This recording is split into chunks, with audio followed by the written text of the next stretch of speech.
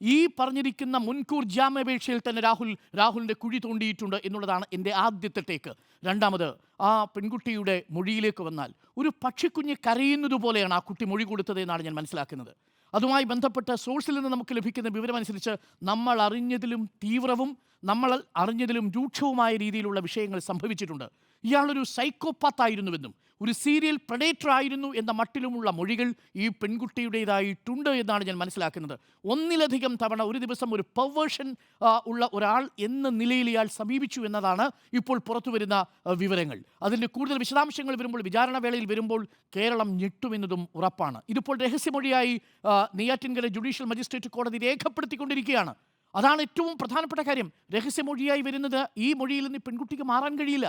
അങ്ങനെ വരുമ്പോൾ രാഹുൽ മാങ്കൂട്ടത്തിലിനെ ഇപ്പോൾ സംരക്ഷിച്ചു നിർത്തിയിരിക്കുന്ന, രാഹുൽ മാങ്കൂട്ടത്തിന് പ്രതിരോധ കവചമൊരുക്കിയിരിക്കുന്ന കുറച്ചെങ്കിലും വരുന്ന രാഷ്ട്രീയ നേതാക്കളും, ഒപ്പം രാഹുൽ മാങ്കൂട്ടത്തിന് പ്രതിരോധ കവചമൊരുക്കിക്കൊണ്ടിരിക്കുന്ന സൈബർ പോരാളികളും ചില അശ്ലീല യൂട്യൂബർമാരും തലയിൽ മുണ്ടിട്ട് നടക്കേണ്ടി വരും എന്നുള്ളതാണ് എനിക്ക് പറയാനുള്ളത്.